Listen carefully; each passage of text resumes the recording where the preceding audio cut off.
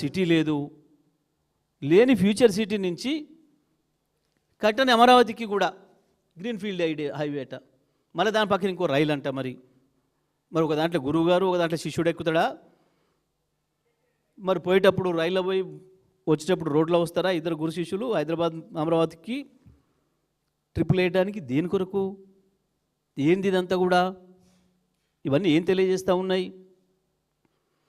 కేవలం real estate దందా కొరకు తన తాబేదారులు, తన బంధుమిత్రులు కొన్న వేలాది ఎకరాలకు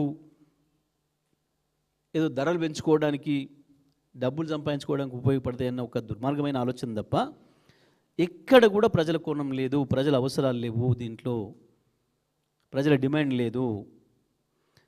ఇవాళ హైదరాబాదులో ఆనాడున్న ప్రభుత్వం కేసీఆర్ గారు, కేటీఆర్ గారు మున్సిపల్ శాఖ మంత్రిగా ఉండి వేసిపోయిన రోడ్డు తప్ప ఎక్కడ తట్టెడు మట్టి పోసింది లేదు. దారుణంగా ఉంది వాళ్ళ రోడ్ల పరిస్థితి. గ్రామీణ ప్రాంతాల్లో ఇంకా దుర్మార్గంగా ఉంది. గతంలో 2014కు ముందు మేము ఎక్కడ పోవాలన్నా తెలంగాణ రూరల్ ప్రాంతంలో 20 కిలోమీటర్లు ప్రయాణం చేయాలంటే గంట సమయం పట్టేది.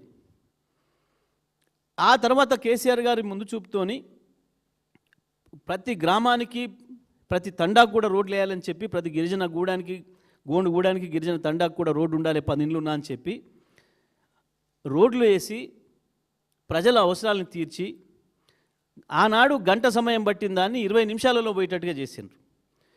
కానీ వాళ్ళ 2 ఏళ్లలోనే మళ్ళీ గంట సమయం పట్టే పరిస్థితి వచ్చింది. వాళ్ళ ఒకరి నుంచి ఇంకొకరికి పోవాలంటే తెలంగాణ మొత్తంలో కూడా ఎక్కడికి పోయినా సరే. అక్కడ తట్టెడు మట్టి పోయలేదు. హైదరాబాద్ సిటీలో ఎక్కడ కూడా ఒక తాపి పట్టుకొని ఇంతంత సీసీ రోడ్ వేసింది లేదు, ఇంతంత బీటీ రోడ్ వేసింది లేదు. కానీ ప్రజలు లేని, ప్రజల అవసరం లేని ప్రాంతంలో వేల కోట్ల రూపాయలు పెట్టి నేను 400 ఫీట్ల రోడ్డు వేస్తా, 800 ఫీట్ల రోడ్డు వేస్తా అని చెప్పి నిన్న భవనం శంకుస్థాపన.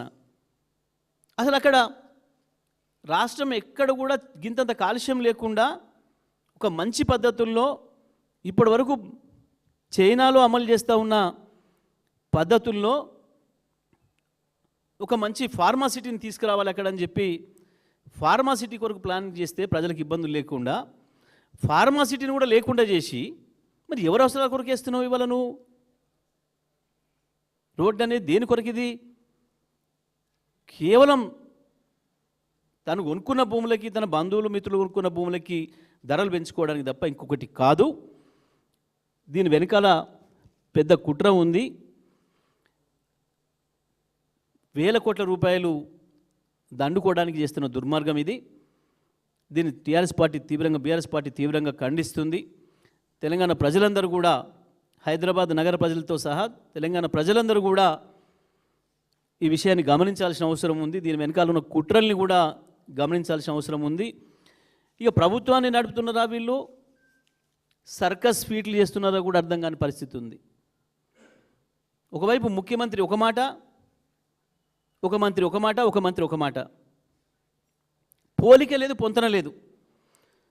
శాసనసభలో అదే పద్ధతుల్లో, బయట మాట్లాడినా అదే పద్ధతుల్లో. కోమటిరెడ్డి వెంకరెడ్డి పాపం మేము రింగ్ రోడ్ పూర్తి చేసినా, గడ్కరీ నాకు దోస్తు, చిన్నప్పటి దోస్తు అని చెప్పేసి కోతలు కోసిండు. పాపం ఆ బాధితులు పోతే అది ఇప్పట్లో అయ్యేది ఉందా పోయేది ఉందా, పోరి మీరు చూస్తారా నేను చూస్తాను, మన మనవాళ్ళు కూడా చూడరు పోరి మాట్లాడండి. కోతలు ఏమి ఇట్లా మీడియా ముందట, మైక్ పక్కన పోతే గట్లా. ఇంకేంటిది నిన్న ధరలు పెంచిన సంగతి నాకు తెలియదు. సిగ్గనిపించాలి కదా మంత్రి చెప్పుకోవడానికి బయటికి.